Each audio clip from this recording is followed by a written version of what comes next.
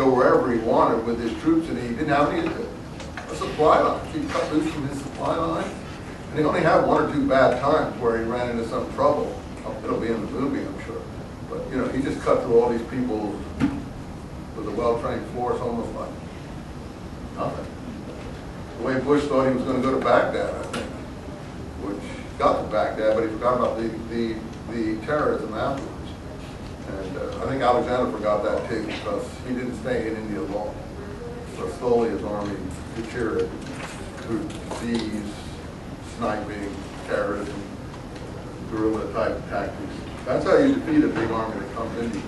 You let it come in. And I think all this was planned by Saddam anyway.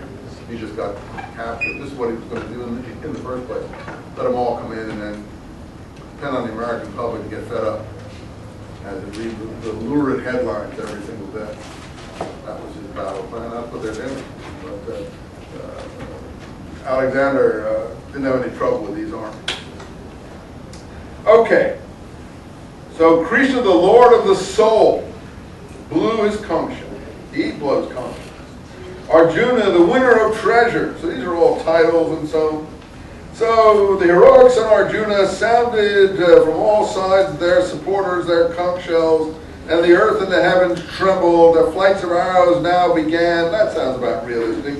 Arjuna, on whose banner was a symbol of an ape.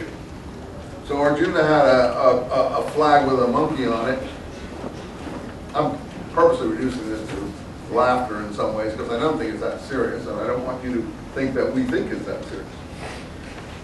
So, drive my chariot, Krishna immortal, and place it between the two armies, that I may see those warriors who stand there eager for battle, with whom I must now fight at the beginning of the war, that I might see those who have come here eager and ready to fight. Sanjaya, the narrator, takes over. Krishna heard the words of Arjuna. He drove the glorious chariot, placed it between the two armies. And then Arjuna saw both armies, wives, grandfathers, grandsons, were setting the stage for what? The great debate. Because what's going to happen now? The war is going to evaporate. The armies are going to evaporate. We get into freeze frames. Who's freeze framed?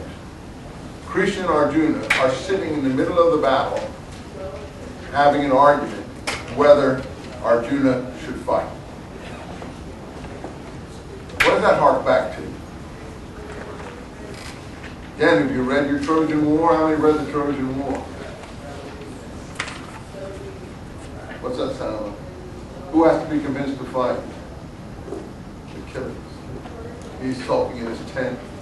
It's a little different story. He's sulking in his tent because why? His little concubine has been taken away by the big honcho of the army, and he won't fight until the honcho gives him back his concubine. I mean, that's realistic. I mean, I think that's probably the way men acted. You took my whatever you want to refer to her as. I don't want to be feminist or chauvinist about this, so I don't want to give anything. You took whatever it is I felt was my due and my right, and you took it. And now I'm sitting here, so I'm going to fight until you give her back, and you can't win without me. Some football players and basketball players act like that. Even today, don't they? So I don't want to get into who we might be talking about in these kinds of scenarios, but they get sort of nasty about their playing time and things like that. And they're not going to play until they're treated right by the owners or the managers. That's typical masculine. I suppose it's feminine too. I mean, I don't know. I haven't been in any of these women basketball or soccer sort of environment, so I really can't speak about that. They don't get publicized as much. So, he drives into the middle of the field, sees all his relatives and so on, and when Arjuna thus saw his kinsmen face to face in both lines of battle, his friends, companions, brothers, he was overcome by grief, despair, and his heart sank. Okay? So, that's the narrator tells us. And then Arjuna picks up the theme. When I see my kinsmen, Krishna, who have come here on this field of battle, life goes from my limbs and I'm unable to fight. My mouth becomes dry, trembling overcomes my body. My great bow, it even has a name like Excalibur and the Sword of Arthur.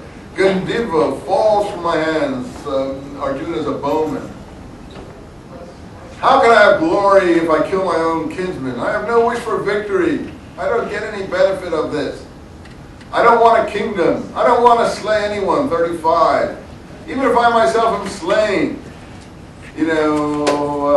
So all this warfare destroys the family, the rituals. Disorder prevails. Women sin and become impure. Disorder carries down, here he says, to hell, but it's not really to hell, down to a bad situation in the family. There's dead spirits suffer. And this horrible hell or world or end is waiting for all of us, a kind of darkness with evil reigning everywhere. And better if, indeed, the sons of Dhritarashtra found me unarmed. Here's the non-resistance to evil of the New Testament. And killed me in the struggle of war. Then spoke Arjuna on the field of battle. Letting fall his bow and arrows, thus spoke Arjuna, and he sank down in deep grief. Chapter 2, we'll just finish this and I'll let you go in a minute. Whence this lifeless dejection, Arjuna, in this hour, strong men know not despair. This neither wins heaven or earth. I don't think this would be the original language, but it's an attempt. Throw off ignoble discouragement and ride like a fire that burns all before it. What's going to happen here? Is Krishna a pacifist teacher? In a way, yes, but actually no. What does he want Arjuna to do? Fight, but there's no really any war anymore, is there here? It's a philosophical fight that is going on. So yes, fight. Why must he fight, as we'll find out? Because that's his duty in life. That's his position in the caste system. He's a warrior, and warriors fight. And if he doesn't fight, he's not doing what he is obliged to do by his status in the society.